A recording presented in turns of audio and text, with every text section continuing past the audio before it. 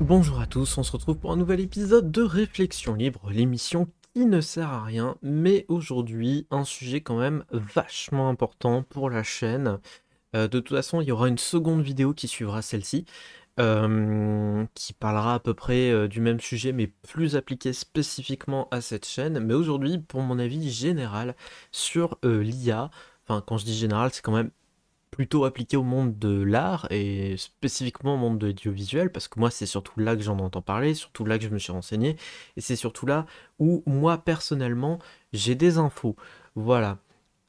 Donc aujourd'hui, un sujet compliqué, un sujet controversé, un sujet où il y a des radicaux dans les deux camps et où il est difficile de se positionner sans se faire des ennemis dans tous les cas. Donc je sais aujourd'hui que cette vidéo va faire des dislikes, je sais que je vais avoir des commentaires assassins, je suis préparé mentalement, malheureusement. J'ai essayé pendant des années de construire sur cette chaîne un climat, enfin voilà, un lieu pour discuter calmement, pour débattre en homme civilisé, mais je sais qu'aujourd'hui, la question de l'IA est une question épineuse, pour ainsi dire. Donc, Kezako l'IA. Bon, pour les 3 ou 4 au fond de la classe qui ont vraiment pas suivi, je vais faire un rapide résumé d'une ou deux minutes, mais très rapide, rassurez-vous, pour tous les autres. Aujourd'hui, avec l'intelligence artificielle, en à peine 3 clics, en à peine 5 minutes seulement, enfin voilà, sans aucune connaissance particulière en informatique, même moi qui suis nul en ordinateur et qui sais à peine utiliser Google, on peut créer des images dignes, dignes de très bons illustrateurs qui coûteraient des centaines et des centaines d'euros, mais là on peut le faire gratuitement en 5 minutes, et aussi à ce jour, on peut même commencer à créer des vidéos. Carrément, voilà, on peut demander à un logiciel aujourd'hui, on tape quelques lignes, on dit crée-moi une vidéo dans laquelle il y a un monstre dans la forêt, et paf, un logiciel te crée en 5 minutes gratuitement un monstre dans la forêt, tout ça en image photoréaliste ou en image d'animé japonais ou autre. Euh, Aujourd'hui, on en est là. Technologiquement, on fait ça, et du coup, ça soulève des questions. Évidemment, ça soulève des questions de, ben, on va remplacer le travail des artistes, tout simplement. C'est-à-dire qu'aujourd'hui, quand on est une entreprise ou même un particulier, pourquoi aller dépenser 500 balles ou plus, hein, et des jours de travail pour avoir un résultat que je peux avoir en 5 minutes pour gratuit? Que ce soit dans une logique capitaliste d'une entreprise ou même en tant que particulier, moi, qu'est-ce que je me paye sur mon temps de loisir pour me faire kiffer? Je n'ai aucun intérêt personnel à part peut-être moral et éthique, et on va y revenir, on y vient juste après à cette question-là. À part pour une question de morale, je n'ai aucune raison de payer plus cher et d'attendre plus longtemps exactement le même résultat que je peux avoir gratuit tout seul à la maison en 5 minutes. Donc évidemment, à partir du moment où cette innovation technologique est arrivée, les gens n'étant pas stupides, bah, ils se sont posés les bonnes questions, et tout de suite ça posait des problèmes où les gens ont commencé à parler, oui, de remplaçabilité, on a parlé, voilà, enfin voilà, il y a juste des métiers qui vont disparaître totalement, et ça inquiète beaucoup dans la sphère professionnelle. L'année dernière, L'année dernière, il y a eu des mois et des mois de grève, je crois. Au total, si on compte le cumul des mouvements de grève successifs, la grève a duré pas loin de 6 mois à Hollywood, où se sont relayés d'abord les réalisateurs, puis après il y a eu les acteurs, il y a eu les scénaristes. Il y a quasiment que les boîtes de FX qui se sont pas mises en grève. Encore, elles ont essayé, enfin elles ont voulu, mais c'était chaud. Parce que, notamment, les gros studios, voilà, au cas où vous vous diriez, oui, c'est de la science-fiction, c'est le futur, tout ça, sachez que c'est déjà arrivé, des gros studios, la Warner, notamment Disney, dans certaines de ses séries, en fait, a scanné à leur insu, sans leur dire pourquoi, ils ont scanné des comédiens dans des grandes machines qui pouvaient les filmer sous tous les angles, et ils ont incrusté en intelligence artificielle des figurants ou des scènes où figuraient ces comédiens, sans qu'ils aient eu à les payer, sans qu'ils aient payé de droits sur leur image, sans leur demander même leur autorisation, juste pour économiser de l'argent et du temps pour des tournages de scènes. Disney l'a déjà fait, c'est pas du futur, c'est déjà du passé, c'est déjà fait depuis plus d'un an maintenant.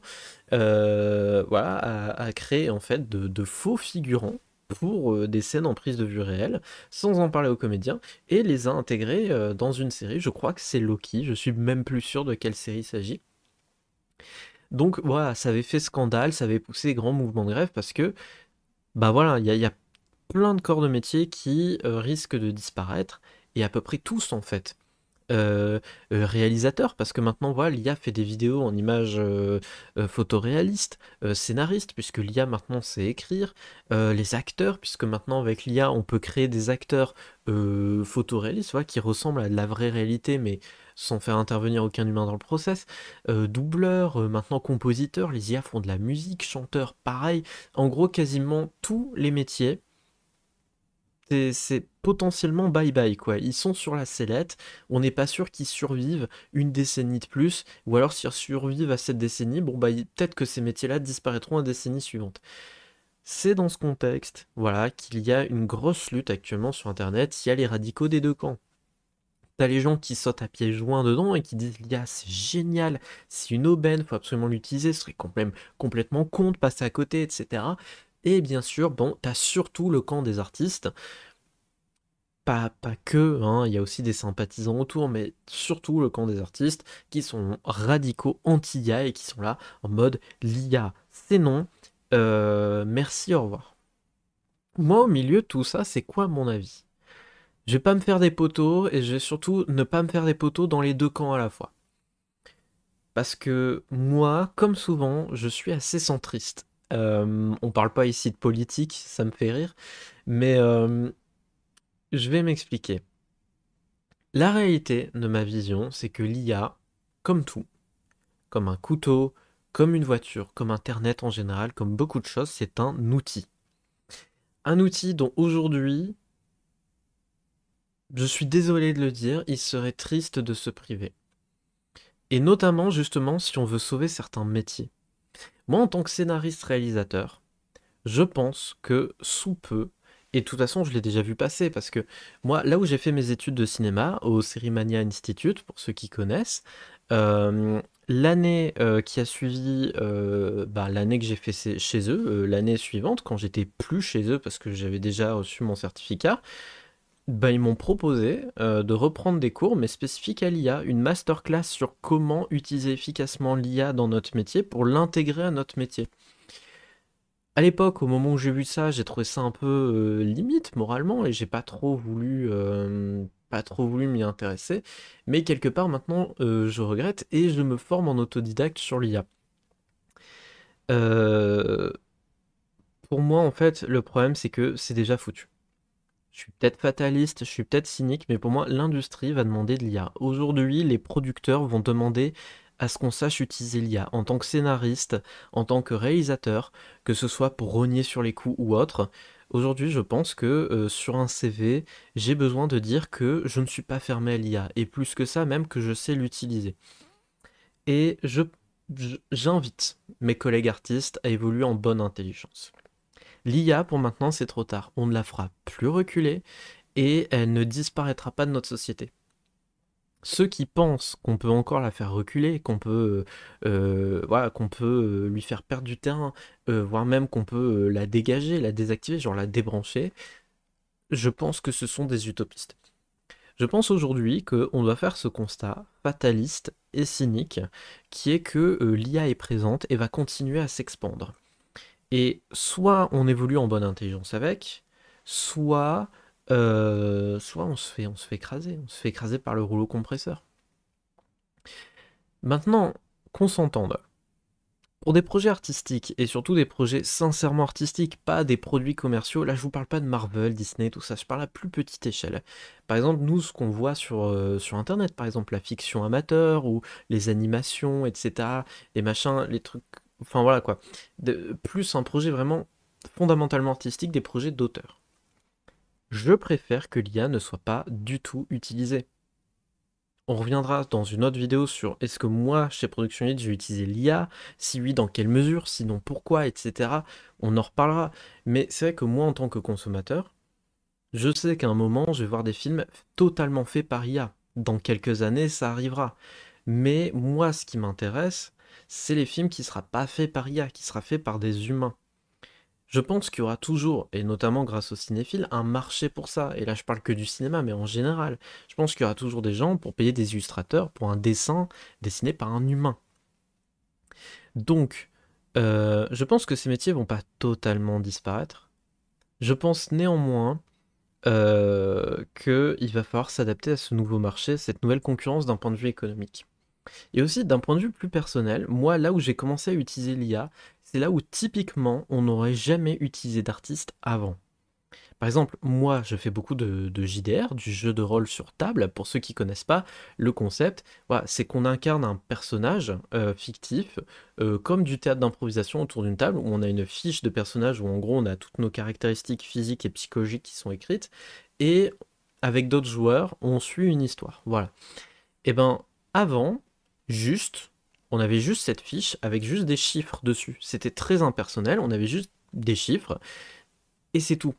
On payait pas d'artistes parce que, ben, on n'a pas l'argent et le temps à investir juste pour un petit loisir comme ça, surtout que beaucoup d'entre nous sommes pas forcément très riches, quoi. Beaucoup sont soit au RSA, soit à France Travail, soit ont un salaire de misère, soit juste n'ont pas des centaines d'euros à investir dans leur loisir, même en gagnant bien leur vie.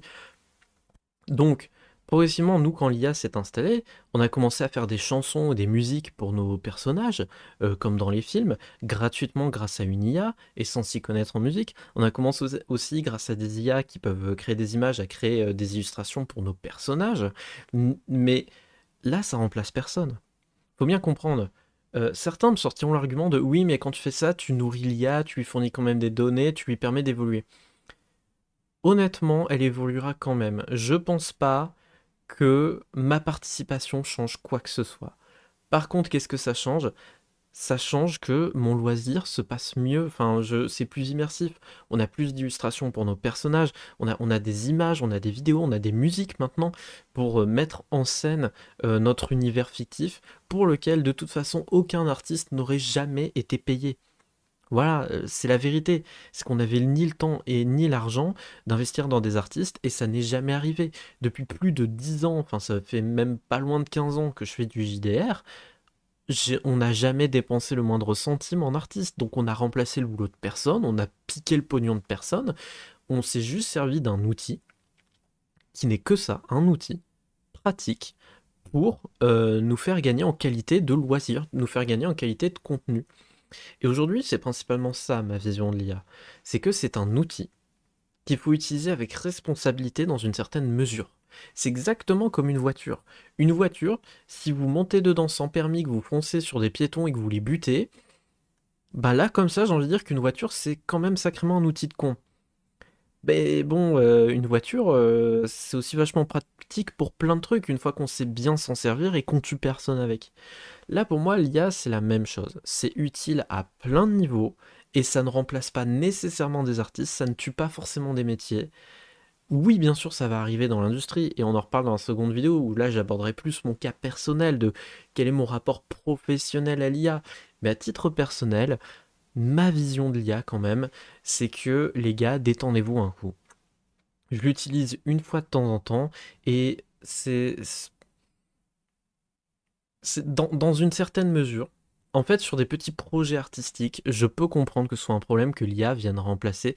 Surtout quand un petit projet artistique fauché, imaginez, vous êtes un petit auteur fauché dans votre coin, ça fait des années que vous voulez réaliser ce projet, mais vous n'avez pas le budget de payer les artistes pour, et d'un seul coup, on vous dit, mec, en quelques clics, voilà, en une après-midi, voilà, en à peine quelques heures, tu peux réaliser ton projet qui t'aurait pris 10 ans gratuitement. Bon, je comprends que l'offre soit séduisante. Maintenant, je pense que voilà, c'est une question de responsabilité de chacun. Je pense que c'est une question de morale. Je pense aussi qu'il y a les communautés qui suivent actuellement et que si vous vendez votre projet comme étant certifié sans IA et 100% artistique, de toute façon, vous aurez naturellement un soutien d'une communauté artistique qui est aujourd'hui encore forte. Mais je pense aussi qu'on ne devrait pas être accablé. Et moi, j'ai des amis, j'ai des gens dans mon entourage qui jugent immoral ce que je fais avec l'IA quand j'utilise dans un cadre de loisir. Et à ces gens-là, je leur ai déjà dit personnellement, mais je le dis aussi aux autres gens qui vont regarder cette vidéo, les gars, calmez-vous. Dans le cadre récréatif dans lequel je l'utilise, pour le cadre professionnel, on verra ça dans la prochaine vidéo, mais là, sur la question uniquement du loisir, ça ne remplace rien ni personne. C'était de toute façon pas un domaine dans lequel on a dépensé de l'argent, et c'était de toute façon pas un domaine dans lequel des artistes intervenaient. Donc, nous, on se paye juste du fun dans notre loisir. Et c'est tout. Et je pense que c'est ça, aujourd'hui, l'utilisation qu'on doit faire de l'IA. C'est pas un outil qu'on peut rejeter parce que de toute façon, il restera dans notre société, que vous le vouliez ou non. Mais est-ce qu'on doit l'utiliser à outrance comme les pros IA à fond pour tout, tout le temps? Je ne pense pas non plus. Mon avis est en demi-teinte, il est comme souvent centriste. C'est une question de responsabilité de chacun, c'est une question de morale, c'est une question de bonne intelligence. Si vous décidez d'être con et d'utiliser n'importe comment l'IA, c'est vous que ça regarde. Mais moi, personnellement, ma vision, elle est là. Il faut savoir doser et la bonne attitude est dans le juste milieu. La bonne attitude, elle n'est pas dans un radical ou dans l'autre. C'est comme en politique, évitez les extrêmes, les enfants, et vous verrez que ça vous servira toute votre vie. Le juste milieu, il n'y a que ça de vrai. Enfin voilà, j'espère que j'aurai quand même réussi à toucher quelques personnes sans me faire insulter dans les commentaires, même si j'ai peu d'espoir. On se retrouve très vite pour la prochaine vidéo qui, elle, parlera de ce que moi, sur Production 8, sur cette chaîne YouTube, sur ma chaîne Twitch, et est-ce que aussi dans mon avenir plus professionnel en tant que scénariste-réalisateur en dehors de YouTube et Twitch, j'utilise ou pas l'IA, et si oui, dans quel cadre, et sinon pourquoi, comment, etc. On se retrouve très vite pour tout ça. Moi, je vous laisse ici, et je vous dis à très bientôt dans un prochain Réflexion Libre, l'émission qui ne sert à rien.